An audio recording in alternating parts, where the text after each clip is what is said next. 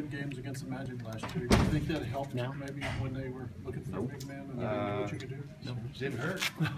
Didn't hurt. This is a great arena to play in. Fans here are awesome. Support you no matter what. It's a great community. And I look forward to getting next year started off with a bang. Why this team? Why come here? What was it about this opportunity? I'd say a young core group of guys, lots of talent. I think with Coach Skiles coming in, I think he's going to point the ship in the right direction, get a lot of organization, discipline. I think that's kind of what his track record has been, is really hard-nosed, defensive mind. We kind of said, we had a meeting last night. That was a big emphasis of his defense, and I think that we can improve in that tremendously this year, and I think we will. Jason, what kind of skill set do you bring to the team?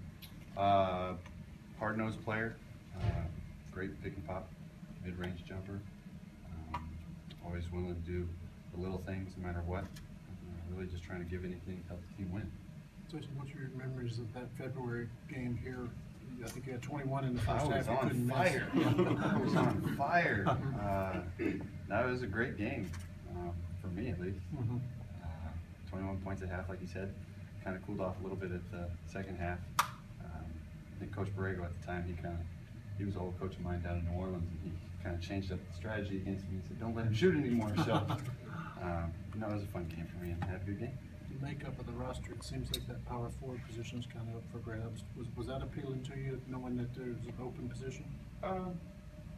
Yes.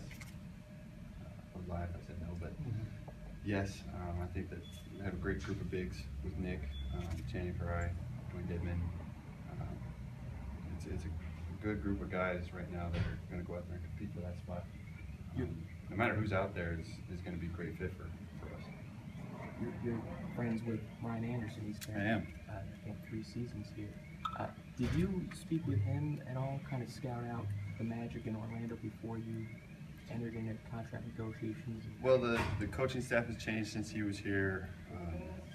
A couple front office people are still the same, but as soon as he heard wind that I was going to Orlando, he was like, "Oh, you're going to love the city, the people, it's amazing. The organization's top notch, the facilities are great." He said, "Well, that's all nice, but how does it equate to some wins and losses? Are they going to be a good team?" And he's like, "Well, they have a lot of different players, but me kind of looking at the team, I think we have a lot of potential, a lot of possibility to do great things this year." Having played the Magic 4 times last year, what did you learn about them, and does it look like a young team on the rise? A young team, made a few uncharacteristic mistakes. The younger team might turn the ball over a few times, but they've had the experience now of playing good minutes together. Just added a few pieces like myself. Coach Skiles, again, coming in, adding a little bit more organization and discipline. I think we'll be headed in the right direction for sure this year. Jason, you've overcome a bunch of injuries in your career, the knee, the shoulder. What was the toughest one that you had to deal with, and how did you go about it? Probably the knee. Back early on in my career, I had an ACL, and it just, as a big, you kind of worry about that stuff, but I've come back from it just fine. There's always going to be injuries if you play the game the right way.